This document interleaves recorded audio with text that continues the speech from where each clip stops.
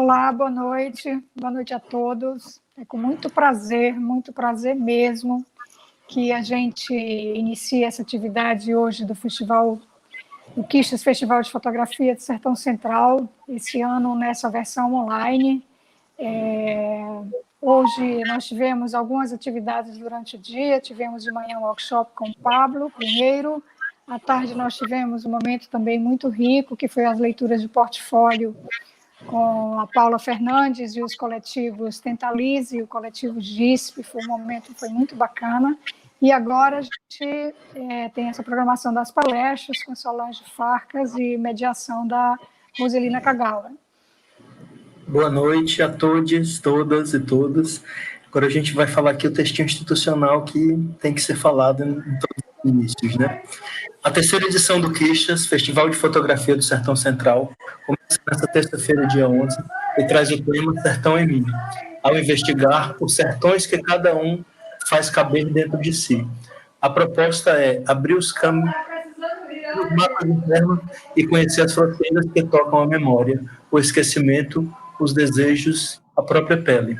Como explicita o texto de apresentação do festival, que este ano ganhou versão online por conta da pandemia e do isolamento social, dentro desse contexto, o Quixas Online 2020 apresenta palestras, workshops e leituras de portfólios com coletivos de artistas, suscitando reflexões a partir de questionamentos como: que sertões emergem entre as nossas incertezas? Que sertões nos habitam? A programação é aberta ao público, com exceção dos workshops, e vai até sexta-feira, dia 14, com transmissões pelo YouTube e Facebook do Quixas Festival e pelo canal do YouTube da Casa de Saberes Cego Aderaldo. Idealizado pelo fotógrafo Beto Skeff e pela produtora Gleice Gadelha, com curadoria de Ana Soares e Roselina Nakagawa, o Quixas Online 2020 convida os artistas a um mergulho na própria existência, pois o sertão é dentro da gente, como bem define Guimarães Rosa. O Quixas conta com o apoio da Verve Comunicação, Sistema Maior de Comunicação, Casa de Saberes Cego Aderaldo, Secretaria de Cultura do Estado do Ceará e Governo do Estado do Ceará. Sejam todos, todas e todos muito, muito bem-vindos à nossa programação do ano de 2020. Gostaria de convidar agora a Roselina Nakagawa é arquiteta, formada pela FAUSP, com especialização em museologia e semiótica de comunicação, tem atuado como curadora e editora e coordenadora cultural em várias instituições, museus, galerias e secretarias de cultura. É uma grande parceira aí dos grandes festivais de fotografia pelo Brasil. Fundou a primeira galeria de fotografia no Brasil com Thomas Farkas, em 79, e Galeria Fotóptica. Coordenou a Casa de Fotografia de 2004 a 1994 a 2004. Enfim, é uma grandíssima personalidade da fotografia brasileira. Seja muito bem-vinda, Roseli. É um prazer ter você com a gente no Quixas esse ano. Espero que essa parceria com a gente perdure aí por vários Quixas. Eu que agradeço o convite, Gleice. Adoro trabalhar com vocês e vou participar com a maior alegria aí do festival. Obrigada pelo convite. Seja bem-vinda. Obrigada. Vamos apresentar a Solange, ou a Solange você introduz também, Glícia, ou eu apresento a Solange? Não, você apresenta. Pode apresentar. Fica à vontade.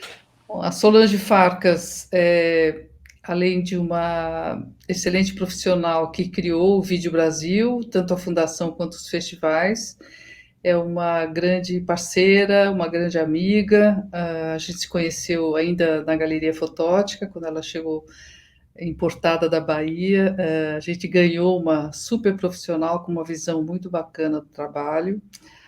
O Vídeo Brasil é um festival que já tem uma vida adulta, podemos dizer assim, com uma experiência internacional bastante reconhecida e também com uma ação no território brasileiro bastante interessante, que trouxe uma nova visão das novas mídias para o mundo da arte, com um trabalho que a gente sabe que não é nada fácil, não foi nada fácil ao longo desse percurso, e eu acho que certamente a experiência que ela vai relatar e as histórias da própria criação do Vídeo Brasil e das experiências que ela está fazendo agora vão ser muito ricas para o festival. Então, Solange, vem para cá para a gente começar a conversar. Boa noite, Rose. Apresentei muito corrido, assim, eu acho que era bom você falar um pouquinho do seu percurso, tanto pessoal como dentro da história do vídeo, né, que você já é parte da história do vídeo no Brasil. Conta um pouco para a gente aí, de uma maneira melhor. Bom, primeiro eu quero agradecer o convite, cumprimentar todo mundo que está aqui agora nessa sala virtual, acompanhando a abertura desse festival, que eu tenho um prazer enorme em participar por várias razões. Primeiro, porque, o convite vem da Rose, que é uma amiga de muito tempo, querida, cúmplice em vários projetos, eu diria, mas muito particularmente por ser um festival que traz um pouco a fala do sertão. Eu, como uma sertaneja de Feira de Santana, me sinto, assim, quase que homenageada, porque eu sou um pouco pretensiosa, né? Mas é muito bacana poder contribuir com essa plataforma, que é o Quixa, poder colocar o Quixa em contato com outras experiências, e que eu acho que a pandemia trouxe várias questões, várias dificuldades, mas também, ao mesmo tempo, ela nos fez, nos obrigou a achar alternativas, né, para os projetos acontecerem, para as bienais, os festivais, as mostras, utilizando essas plataformas digitais e a internet. Então, eu acho que, talvez, se não fosse por isso, muito provavelmente a gente não estaria com esse sinal, com Quixas sendo visto no Brasil inteiro. Isso é muito bonito e, enfim, vamos aproveitar e tirar partido disso. Mas, enfim, essa é uma história, contar a história do vídeo no Brasil, contar a minha história, são coisas quase que um pouco paralelas, né? Porque, primeiro, porque é uma história que vai, em 2023, já vão fazer 40 anos. É um pouco quase que assustador, né? Eu começo a dizer que não fui eu que criei o Vídeo Brasil, porque me entrega muito fortemente. Mas, enfim, eu criei o Vídeo Brasil, isso há 37 anos, né, atrás, aqui em São Paulo, que era um festival que lá atrás nasceu com uma perspectiva de mapear a produção de vídeo no Brasil, no momento que o vídeo estava surgindo, né, assim, as primeiras câmeras de vídeo no mercado, no circuito, e não se conhecia, não se sabia, nem se conhecia a metade do potencial do vídeo para experiência artística. Então, foi um momento, assim, lá atrás, de apostar, de especular e ver o que podia acontecer.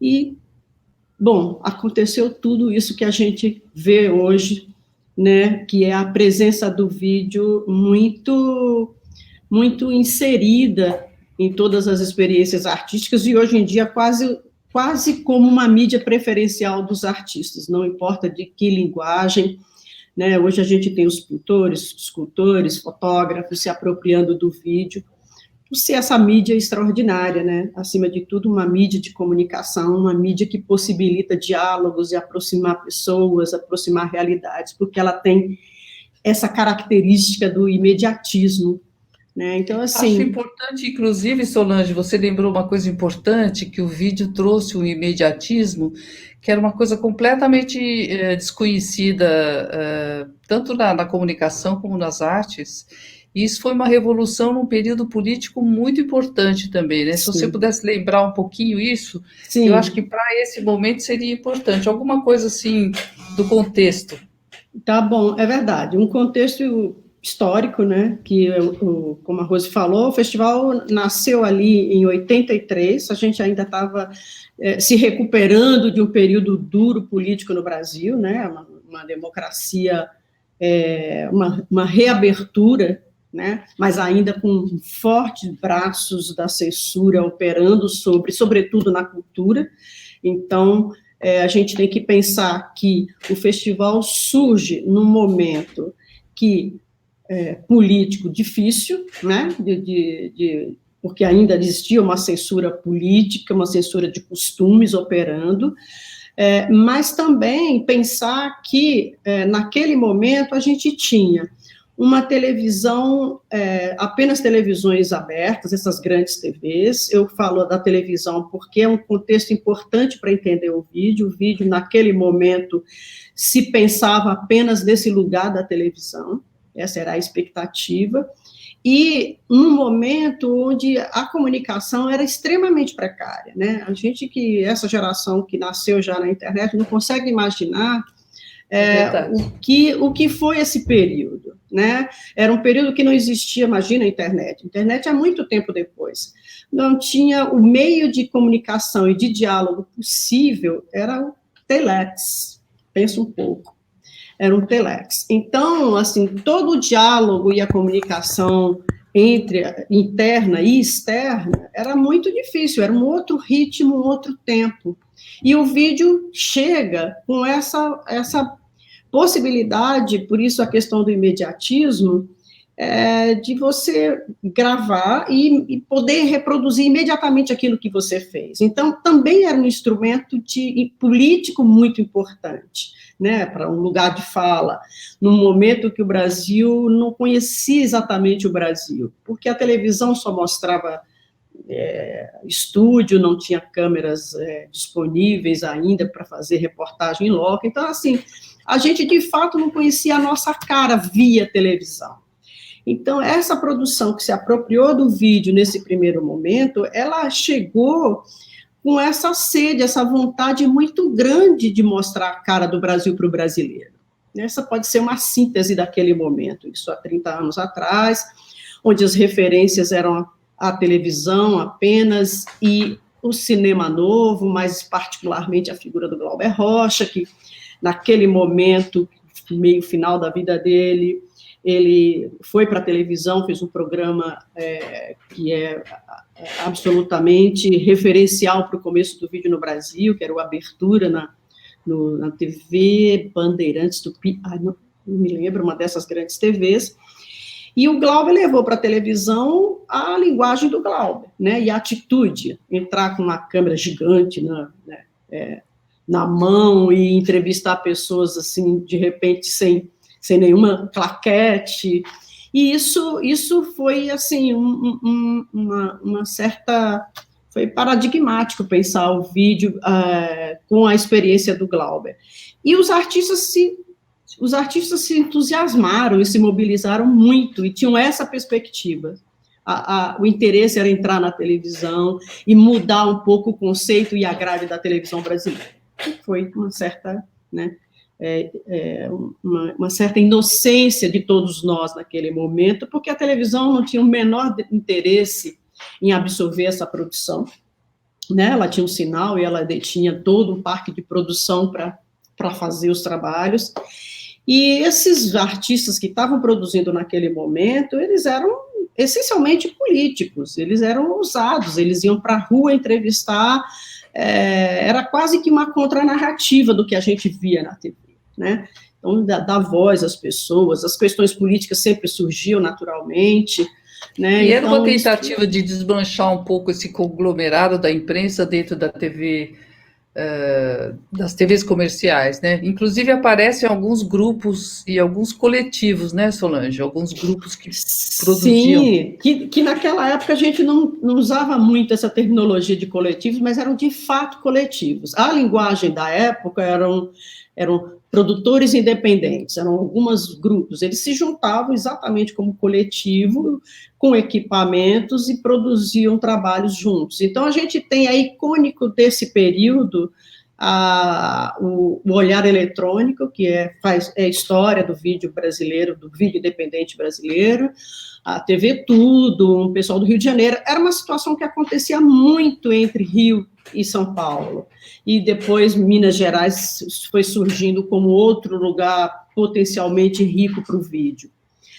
Mas, enfim, é uma história que vem dali, que a perspectiva nossa era mapear essa produção, né, entender como se as pessoas, qual era a afinidade que a gente teria com essa nova mídia, com esse novo suporte, mapear e dar visibilidade para esses artistas, né?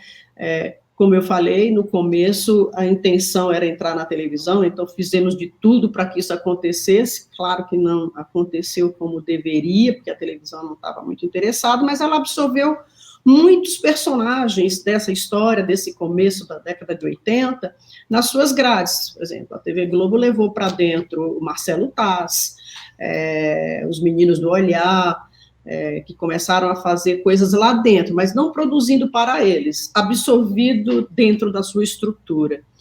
Então, a gente tem referências importantíssimas desse período hoje, como Fernando Meirelles, que se tornou um diretor de cinema importante, a Sandra Kogut, que é outra referência desse momento que foi para o cinema, né? E ela que era uma artista que começou usando demais todas essas possibilidades do suporte, né, do vídeo, com aquelas imagens mais fragmentadas, ela foi para um lugar totalmente diferente hoje, né? Um cinema, uma narrativa completamente, a narrativa do cinema convencional, belíssima, mas sem muito vestígios dessa experiência dela do vídeo, por exemplo. E temos, enfim, são vários artistas que se apropriaram desse suporte e foram crescendo junto, de certa forma, com a própria produção do Vídeo Brasil. E também tem a entrada do vídeo arte, né? Do vídeo dentro dos museus, dentro das galerias, que é uma coisa que começa a acontecer a partir daí, né?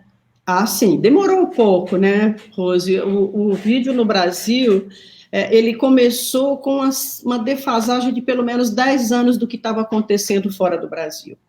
Né? Então, assim, quando a gente começa, que é aí na década de 80, e aqui eu devo fazer um parêntese para falar que na década de 70, final de 70, começo dos 80, existiam uns artistas brasileiros, artistas visuais mesmo, escultores, gravuristas, que se apropriaram do vídeo.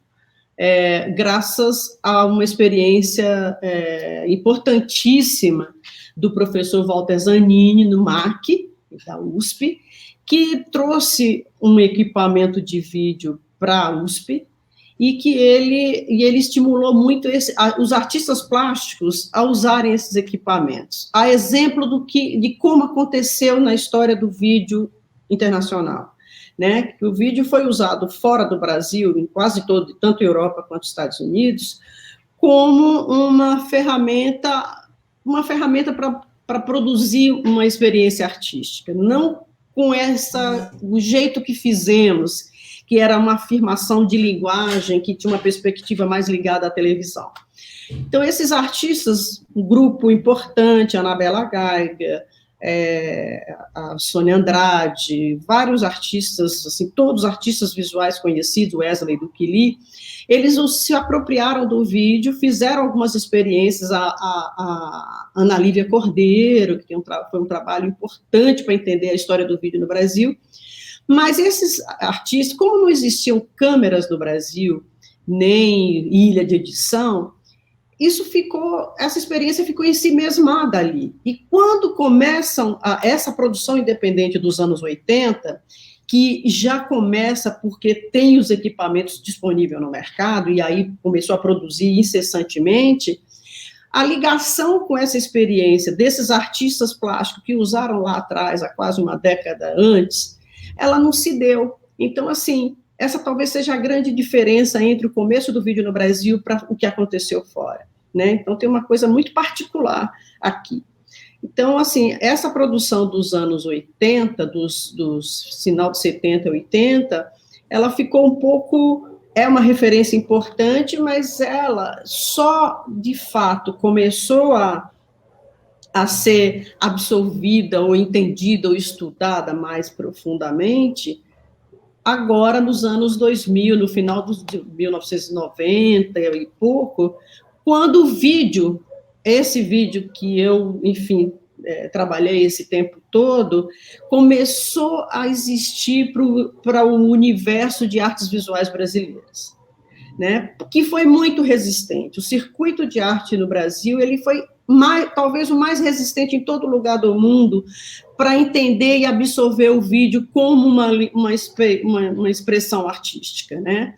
Você acha que essa resistência vem das instituições, dos artistas, ou é uma coisa com uma visão política? Porque uma coisa que eu sinto aqui também no Brasil é que a gente tem alguma resistência com linguagens muito abertas. Parece que a gente tem uma elite das artes plásticas que se recusa um pouco a ceder lugar para as novas linguagens, né?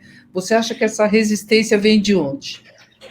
Olha, eu acho que tem um pouco de tudo isso que você está colocando, Rose. Teve muito fortemente, sobretudo anos 90, começo dos anos 2000. Por várias razões. Uma, eu acho que um certo conservadorismo, certo não, bastante conservadorismo, né? Então, assim, arte é pintura, escultura, fotografia vai lá, né?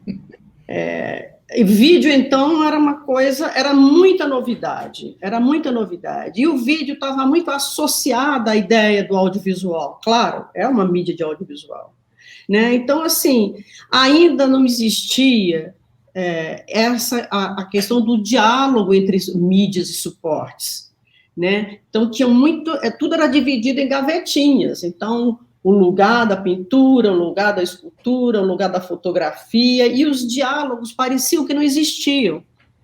E para o mercado, naquele momento, quem acaba determinando muito esse jogo é o mercado, né?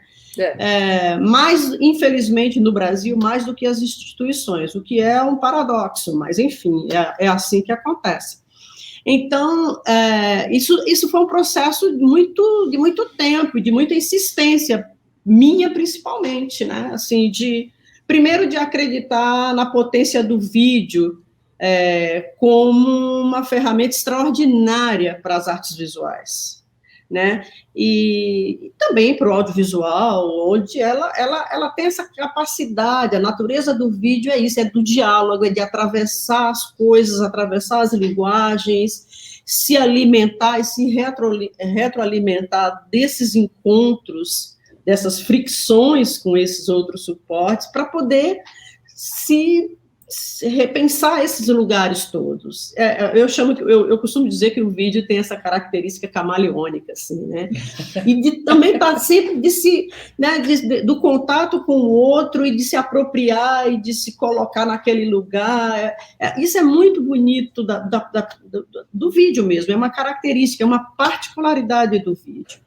Então, hoje você vê, né, o vídeo, a relação do vídeo com a escultura, quando o vídeo sai desse lugar que se pensava inicialmente que era o lugar do vídeo, que é a caixinha da TV, e ele vai para uma sala escura, e depois disso viu que a sala escura era tão restritivo, eu não diria inadequado, porque também é possível, mas eu diria que ele é redutor. O vídeo, quando ele encontra... eu faço bem essa brincadeira, né? O vídeo no espaço ou da TV, ou da sala do cubo preto, mas quando ele vai e ele dá aquela invadida básica no cubo branco, ou seja, no espaço de galeria, ele se reconfigura. E é uma explosão, porque daí ele contamina as outras linguagens e se deixa contaminar completamente. E aí você consegue perceber essas diferenças, essas questões todas, porque o vídeo passou ao longo desses 36, 37 anos, olhando. Por isso que festivais em geral são importantes, porque você tem ali um timeline facilmente que você pode observar essas passagens. Esses rompimentos de fronteiras também, esses rompimentos. Porque ao mesmo tempo que ele entra para o Cubo Branco, ele também se torna acessível para diversas comunidades que não tinham acesso nem às artes plásticas tradicionais. Exatamente. Né? Agora, imagina quando entra a internet nessa história toda. Aí virou o que temos hoje, essa explosão, tudo mediado pelo vídeo, né? Então, assim, E o vídeo tem essa coisa bacana, que é difícil você conseguir colocar ele, ajustar ele numa única caixinha, por uma questão simples da natureza do suporte, né? O vídeo, isso de você, que o mercado tenta fazer, e infelizmente está fazendo já bastante, que é colocar parâmetros para o vídeo equivalente a parâmetros de outros suportes, por exemplo, né? Do bidimensional. Então, parâmetros de mercado. Ou mesmo para a questão do colecionismo. Então, e o vídeo não cabe nesse lugar, porque isso é contra a natureza do suporte. O vídeo nasceu para ser visto massivamente. É uma mídia da indústria. Entendeu? Você não faz um vídeo e deixa ele guardado para você ver. Você quer... Ele escapa desse domínio. Exatamente. Ele escapa desse domínio e é onde ele se dá muito bem. E é onde ele revoluciona o modo de olhar, o modo de circulação de trabalho, de circulação de experiência, circulação de uma experiência artística imediata, que comentam as coisas que estão acontecendo agora, nesse exato momento. Mas então, isso também, Solange, acho que o vídeo tem uma força, o equipamento certamente ficando mais portátil, mais flexível, e o mundo recebendo melhor esse tipo de trabalho, é uma característica própria da linguagem, mas existe todo um trabalho que eu queria que você ressaltasse, que é também o rompimento de uma certa colonização que vem junto com essa visão do vídeo até o começo da década de 90, né? Você também você muda o eixo de pesquisa e de difusão da produção para um eixo que não é o eixo tradicional Europa e Estados Unidos, né? Em que momento você vê a necessidade de colocar isso como uma característica do festival? Boa pergunta. Essas são algumas das fases por que o Vídeo Brasil passa, né? Então, isso tudo que eu falei lá atrás, do começo do vídeo, da relação com a televisão, isso se deu na década de meados de 80, meados de 90. Passando esse período, um período que a gente começou a perceber uma certa desencantamento com o suporte, aquele entusiasmo que as pessoas tinham no começo de achar que vamos mudar a televisão brasileira, esse é o lugar, que não foi esse lugar. Então, a produção começou a ficar muito, não em termos de quantidade, porque nunca sempre se produziu muito, né? O vídeo permite isso. Mas, acima de tudo, no próprio conteúdo. Né, o desânimo era claramente visto nas obras, era refletido ali, porque ficou uma desesperança, vamos assim dizer. Para onde a gente vai? A gente está fazendo isso para que lugar se não é a televisão? E aí que eu saquei, falei, bom, eu preciso fazer alguma coisa, né? Primeiro porque eu dependia daquilo, eu estava acreditando e apostando no vídeo como uma linguagem poderosa que eu também não sabia onde é que ia dar naquele momento, mesmo, né?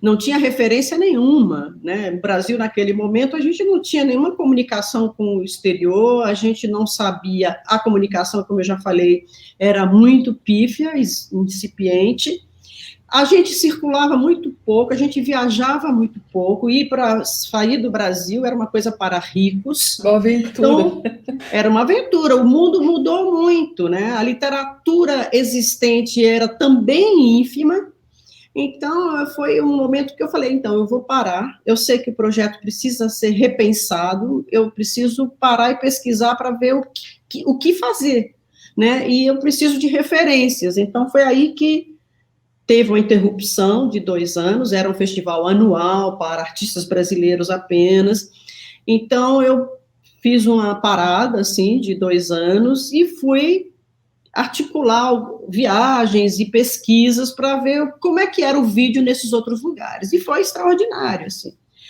Foi extraordinário porque eu percebi um vídeo que não tinha nada a ver com o que a gente fazia aqui naquele momento.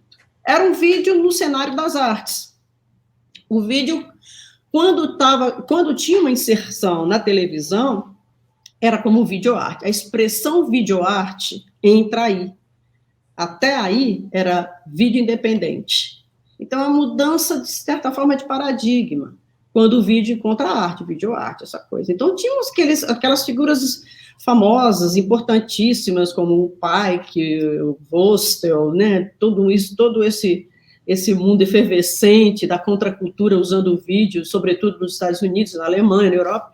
Então, aquilo, quando eu vi aquela produção, foi um divisor de águas. Eu falei, esse é o lugar que me interessa, é isso que eu preciso estimular no Brasil. Porque tinha uma força absurda, os artistas eram artistas conhecidíssimos, com exposição em galerias, em museus, coisa impensada aqui, naquele momento. Então, isso foi genial, mas também eu percebi que, quando eu fiz essa viagem de prospecção, eu levei um portfóliozinho. Meu portfólio, é claro, era uma fita de vídeo, a VHS naquele momento, que era uma coisa totalmente jurássica, né, pensar hoje.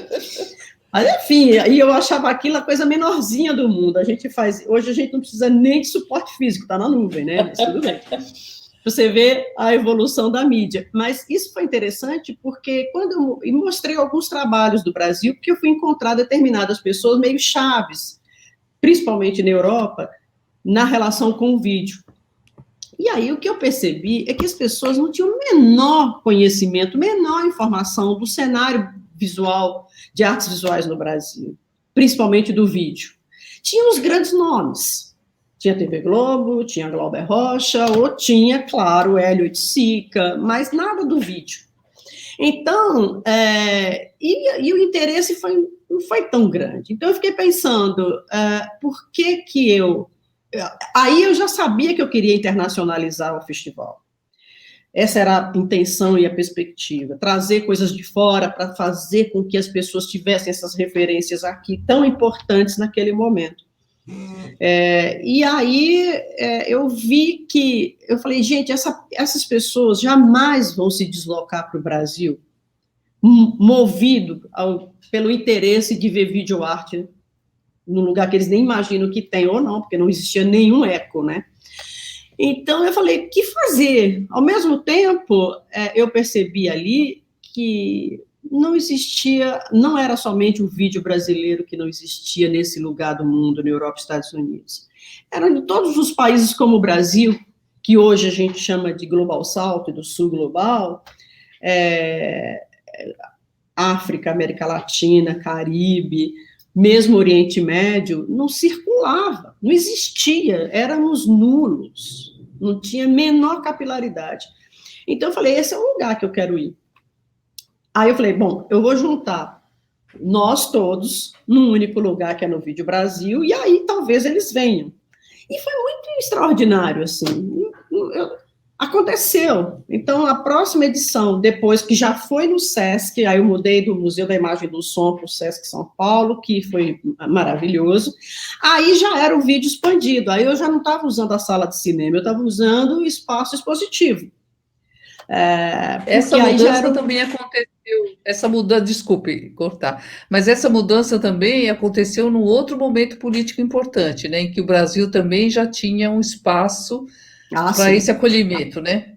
Sim, total. Você podia falar um pouco dessa mudança também, eu acho que é importante. Claro, claro. O vídeo aí já era, assim, a gente já estava num contexto político mais arejado, né? A gente estava, a televisão já estava também, ao mesmo tempo, uma discussão sobre as políticas de telecomunicações, abertura de canais a cabo, de TV segmentada, o que reacendeu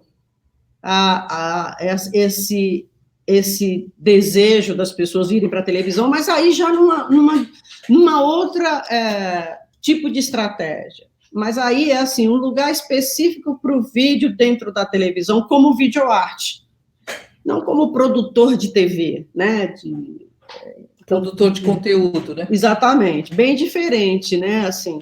E aí, cada vez mais, assim, a primeira experiência que eu fiz trazendo artistas de... Aí, bom, o que eu percebi era que eu precisava fazer essa pesquisa E foi dureza, porque eu não conhecia absolutamente nada do que existia aqui ao nosso redor, né? Dos países de América Latina, África, então, nem pensar. Claro, a gente como bons colonizados, a gente conhece tudo de Europa e Estados Unidos, mas nada da gente mesmo. Então, essa ficha caiu ali, em 1990, que esse era o lugar. Esse era o lugar, o Brasil precisava abrir para outras experiências, para olhar os seus pares, localizar as suas interfaces, né? Lugares e pessoas e culturas que a gente compartilha as mesmas questões, ou questões muito similares, tanto de distanciamento dos grandes centros, de precariedade, né, não apenas política, econômica e social. Esses eram os aspectos que nos tornam um grupo, né, assim, com coisas para ser trocadas. Então, enfim, comecei a viajar, a olhar, a entender, e fui ajustando para esse lugar o vídeo, e isso mudou muito o cenário para os artistas. Muita gente começou a produzir esse vídeo que não tinha menor compromisso com o formato ligado à televisão, nem ao cinema. Uma outra coisa que estava se experienciando, né? Uma coisa que pudesse ser visto no espaço aberto, por exemplo. Isso não era muito fácil. E sempre em festivais, né, Solange? Sempre. O único lugar para o vídeo foi o Vídeo Brasil durante quase 15 anos atrás, né? Assim, demorou para ter um espaço dedicado ao vídeo, demorou para que as galerias começassem a olhar os trabalhos de vídeo e trouxessem, as instituições principalmente, a Bienal, mesmo a Bienal de São Paulo, ao longo desses anos todos, ela, enquanto nesse começo que eu fazia o festival, eu tentei me aproximar da Bienal, porque eu achava que ali era um lugar que eles precisavam conhecer, e era muito difícil, exceto pela presença do professor Zanini, que foi curador da Bienal de São Paulo, lá atrás, e que trouxe algumas experiências de vídeo, muito poucas, mas importantíssimas. Ele trouxe o Gary Hill, ele trouxe o Nanjun Pike para as suas bienais. Mas ficou ali, os outros curadores não deram continuidade. O vídeo entrou muito, muito, muito recentemente, do ponto de vista histórico, nas escolhas dos curadores das bienais de São Paulo. Então, isso tudo esse era o meu trabalho, de abrir esses espaços, de fazer esse diálogo com tanto o espaço televisivo, quanto o espaço institucional, os museus, os centros de arte contemporânea, e o diálogo dos artistas com outros artistas, não apenas de vídeo, mas da fotografia, da pintura, porque ali podia sair um belo samba, e rolou, né? A gente sabe disso. Então, as estratégias todas eram para criar situações durante as bienais que criassem essas aproximações. Daí, foi a importância muito grande, que é outra coisa que acho que é interessante, e é importante talvez para os artistas de vídeo, esse lugar que o Vídeo Brasil se tornou, que eu falo que não é um evento, não é apenas uma grande exposição, ele é, acima de tudo, uma plataforma de conexão, é uma plataforma de encontro. Então, assim, todos os artistas precisam estar, absolutamente todos. Desde esse momento até hoje, a gente traz todos os artistas para cá. Claro que isso é possível porque existe a parceria com o Sesc São Paulo, foi fundamental para tudo isso, que acreditou e entendeu o projeto e cacifa isso, porque você trazer artistas desses lugares todos do mundo, principalmente do nosso mundo, né, que é distante, que às vezes é difícil os voos para você. É mais difícil, né? É mais difícil do que viajar para fora. Muito mais. Mas isso aí que está, talvez, a grande virtude, né, do Vídeo Brasil, é esse diálogo com nossos pares, esse diálogo, essa construção de parcerias com instituições desses lugares do mundo, que é o que é absolutamente colaborativo, é o que permite muito alcançar artistas desses lugares do mundo, que não é muito fácil, pelas parcerias com universidades, o Centro de Arte Contemporânea, pequenos, em lugares os mais difíceis, às vezes, de acesso, né? Mas essa é a construção, e é isso que faz hoje com que a gente tenha quase que uma predominância, uma preferência do vídeo como uma ferramenta para a experiência artística, né? Você vai hoje nas grandes mostras, nas bienais, é uma loucura, é vídeo que às vezes até, ai meu Deus, preciso ver uma fotografia, uma pintura para poder ajudar. Mas esse seu trabalho de costura entre universos e continentes diferentes é interessante porque ao mesmo tempo que você trazia os convidados para cá, na sua participação em outros festivais, você levava o material de produção brasileira, né? E essa mudança de eixo também, eu acho que ela é importante e acho que se identifica muito com esse festival, que ao mesmo tempo que você está fugindo do eixo tradicional, acadêmico, digamos assim, que é Europa e Estados Unidos, que o próprio formato do vídeo traz como estrutura, digamos, né? A hora que ele começa a extrapolar o vídeo como linguagem, como equipamento, a hora que ele começa a ficar acessível, você pode se voltar um pouco mais para a sua origem, né? Para essa questão que quando você vai para a África, por exemplo, você está discutindo outro modo de ver o ser humano, as culturas, que tem muito mais a ver com a nossa origem, né? Claro.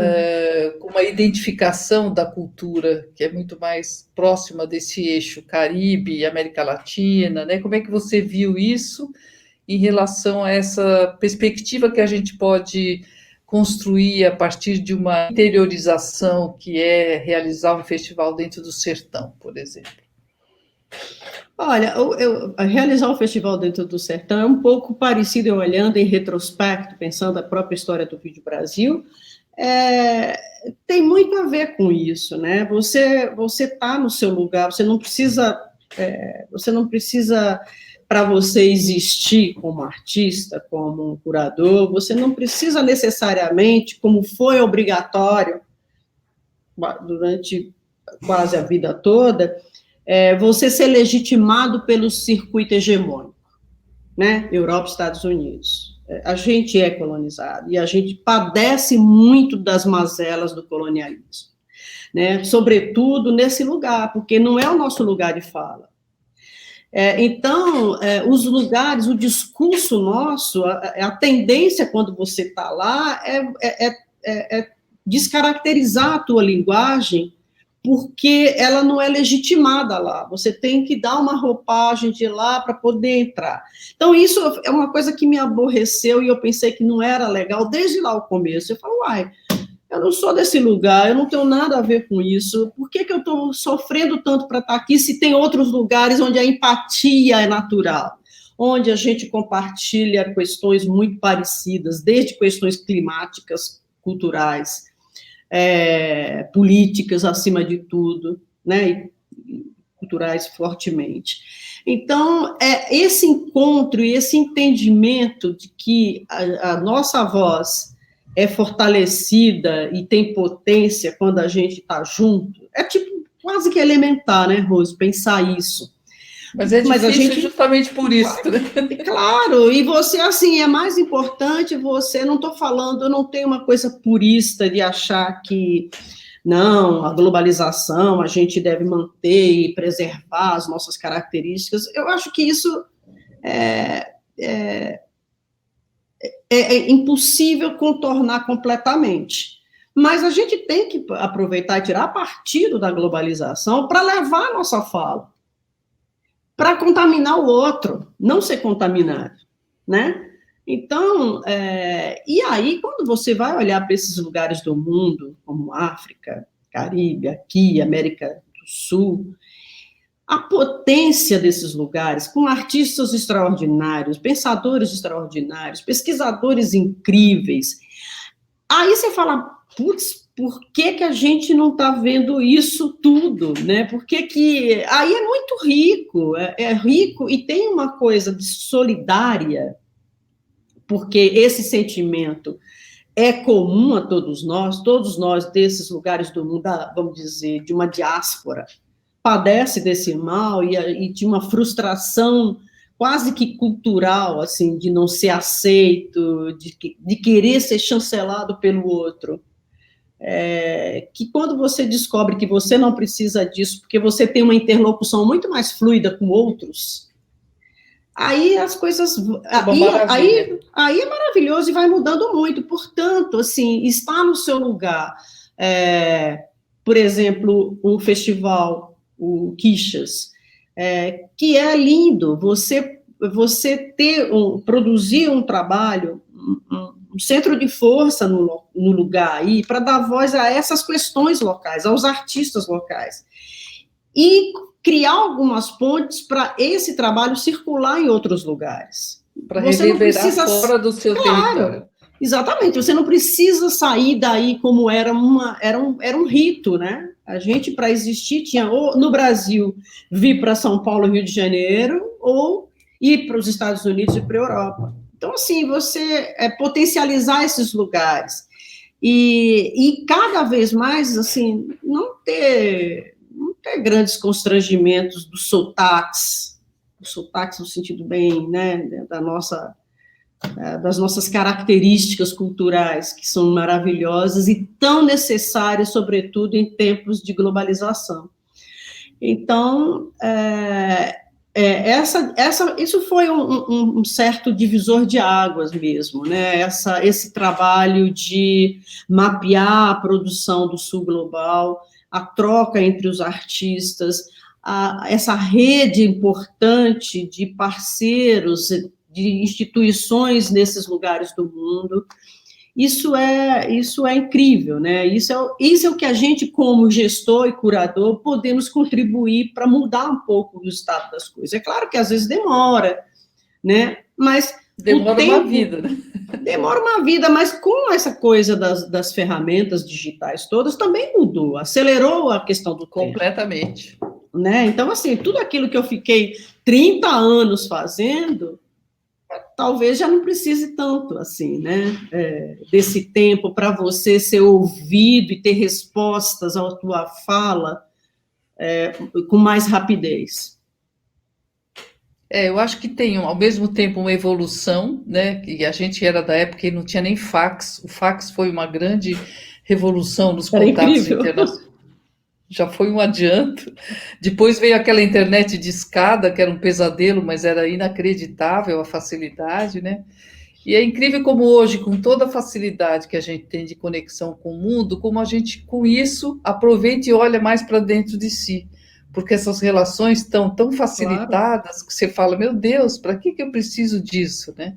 Claro. Eu posso ficar aqui mesmo, acho que a pandemia nos trouxe essa realidade também. Eu posso conviver dentro do meu limite, que é um limite externo, mas o meu limite interno não tem limite, né? Não tem fronteira. Exato. Eu posso investir numa coisa muito minha e sem me descaracterizar, claro, e sem me desconectar, principalmente. Exatamente, né? Essa é a grande... isso que eu digo, assim, esses dispositivos a gente tem que saber usar em nosso benefício. É claro que tem todos os malefícios dessa coisa, né? Quando ele é usado, as fake news, as distorções da própria ferramenta. Mas isso faz parte como do toda jogo. Como toda ferramenta, né? Hoje mesmo à tarde eu estava falando, imagina que revolução que foi o lápis, né? Para quem gostava de escrever, para quem fazia desenho, para quem fazia poesia, mas tinha o cara que fazia conta também com lápis, para nos cobrar de alguma coisa, né? É um bom exemplo. Toda ferramenta tem dois lados e dois usos. A gente está sempre do lado mais etéreo, assim, da criação, e vamos usar sempre assim, não tem jeito, né? Claro, claro. Mas eu acho que foi uma conversa ótima, Solange, principalmente porque esse festival ele tem essa característica, né? Vai para o Brasil, no Sertão Central, onde tem uma origem também, né, do ser humano dentro da América Latina, com traços incríveis de ancestralidade, de raízes culturais que afloram, assim, o sertão brasileiro é muito rico, você sabe disso. É grande. E foi muito grande, muito generoso, e foi o que me atraiu para o Brasil adentro, assim, né? Cada vez mais eu fui saindo desse eixo do Sudeste, que também não me identifica, e fui indo cada vez mais para o Norte, para o Nordeste, onde eu tenho uma identificação muito grande com a cultura e onde eu me escuto também bastante, né? É muito responsável pela minha formação. Não, então, acho que Essas essas andanças. Essas iniciativas são incríveis, assim, né, que te faz olhar para mais de perto a nossa cultura, né? O Brasil é um país extraordinário, grande, maltratado, a gente sabe disso, estamos sendo, mas ainda assim é um país rico culturalmente, né? Um país diverso, e a ideia de criar esse recorte em cima de uma região como o Sertão, né, que é uma região de uma riqueza simbólica extraordinária no Brasil, né, e que atravessa vários estados do Nordeste, que tem matizes ali ao longo de todo desse perímetro que é o sertão, e num momento que a gente está tão precisando de olhar para dentro, olhar nossas culturas, esses valores extraordinários, é abençoado, assim, eu acho que vida longa ao Quixas, e ele é necessário para a saúde mental, intelectual e artística, total. É verdade. Tem aqui uma pergunta.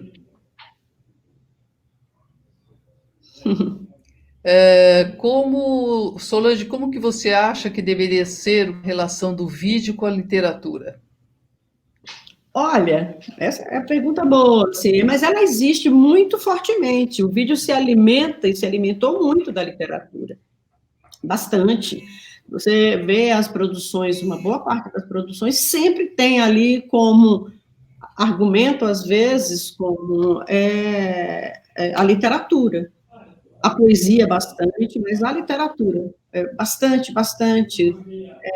Teve um momento, assim, às vezes até eu brinco, né, teve um momento, assim, alguns escritores que foram exaustivamente trabalhado pelo vídeo, vários, a literatura é central para a produção de vídeo, ela se alimenta muito e é um diálogo extraordinário. Não apenas literatura, mas a poesia, bastante. E mesmo como parte do exercício do vídeo, a estrutura sempre parte do verbo, né? Você tem uma estrutura, um roteiro, que ele é primeiro descrito ou escrito, né? Não é só visual, ele também tem uma narrativa.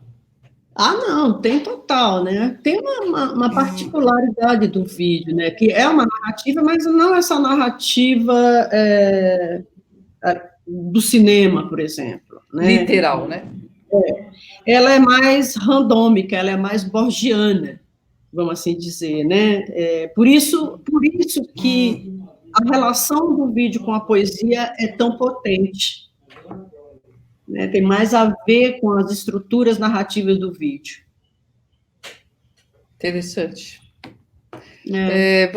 Vamos abrir para a conversa, que a gente está aqui, eu não percebi, mas agora eu recebi aqui um toque que a gente já está quase chegando nas 21 horas, e acho que tem algumas questões aqui para colocar. Essa pergunta veio da Cássia Barroso, ela é ligada à Biblioteca do Ceará, e acho que é interessante a participação dessa modalidade. Tem uma pessoa da biblioteca que cuida do acervo e das atividades. Muito bacana. Né? A literatura é fonte de inspiração para todas as outras linguagens. Né? Marcante. E é uma forma dessa cultura e desse caldo cultural entrar também nas artes. Né? Sempre tem uma formação que vem da literatura, né? Tem uma outra pergunta aqui. Falando do fotofilme. Do fotofilme.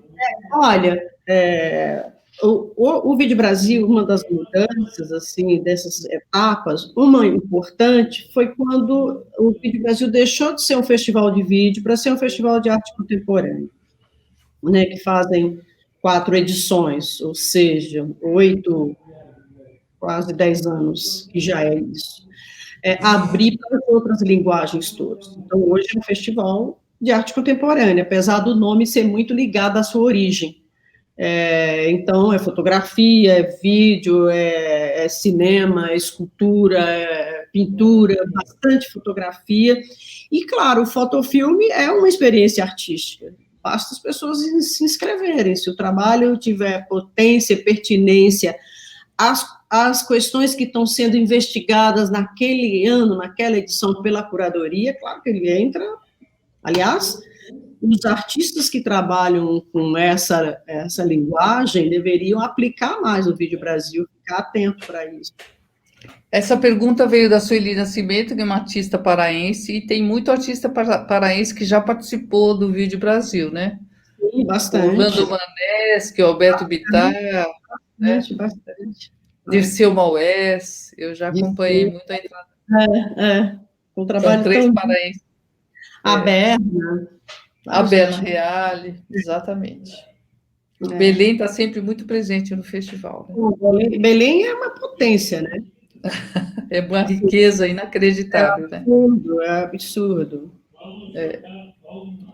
Então, Solange, eu acho que eu queria agradecer muito, estou recebendo aqui alguns elogios pelo WhatsApp também, do pessoal que está participando. Queria te agradecer enormemente a sua vinda aqui para o festival. Espero que a gente possa se encontrar presencialmente no Quixas. Mas isso aí agora eu vou. Basta ser possível o deslocamento. O caminho é longo, mas vale a pena. Não, total. Eu agradeço muito, muito bacana, e quero desejar vida longa mesmo a esse festival, e, enfim, vamos trocar experiências, vamos falar do Quixas quando tiver o Vídeo Brasil aqui, trazer as pessoas para poder fazer parte dessa comunidade, né, dessa comunidade das artes que não é exatamente, que não tem como premissa, preocupação fundamental ou fundante a relação com o mercado. É um lugar político também, bastante. Eu acho que principalmente nessa pandemia ficou muito claro que o mercado estava ditando algumas normas que não tem mais lugar, né, para caminhar da maneira como estava caminhando, né? O mercado foi protagonista e direcionou muito das produções culturais. Trabalhou bastante. Esgarçou muito as relações, né? Das feiras internacionais. Eu acho que desvirtuou muito as grandes bienais. Eu acho que as bienais estavam muito contaminadas pela visão de mercado, da inserção das galerias, né? Uma relação muito promíscua e perigosa. Exatamente. Mas tudo bem, nada como uma pandemia para fazer a gente ter tempo de pensar em todas as questões e refletir sobre elas. Para dar um basta, né? Para puxar a cordinha, assim. Mas eu acho que foi muito bom. E foi muito bom a gente conversar de novo. Acho que tinha um tempão que a gente não sentava para falar sério, né? Para falar de trabalho. Acho que foi muito bom. Que bom, que bom. Foi ótimo. Rose.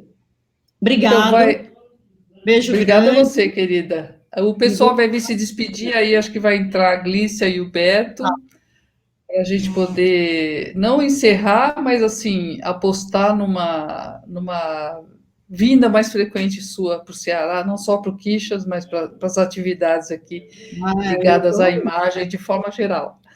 Tá bom? Com certeza. Vamos ver aí se o Pablo nos chama ou se vem o Beto e a Glícia. Pena que não tem uma cajuína para a gente tomar, não tem uma castanha de caju. E aí, Beto? Tem tudo isso, eu não tenho como pela internet. Mas... Gente, muito obrigado, a conversa foi muito bonita, muito enriquecedora. A gente tratou de imagem, não só de fotografia, então a gente ampliou, como a gente ampliou os horizontes do Quiche, a gente ampliou a conversa, né, a respeito da imagem. Muito obrigado, Solange, Roseli. Obrigada a vocês. Eu que agradeço e boa sorte aí. Vou tentar acompanhar algumas outras atividades. A gente lhe espera no Sertão Central, daqui a pouco. Mas pode contar com isso. Seguramente. Tchau, gente. Brigadíssimo e boa sorte aí. Muito obrigado, Solange. Tchau. Tchau, tchau.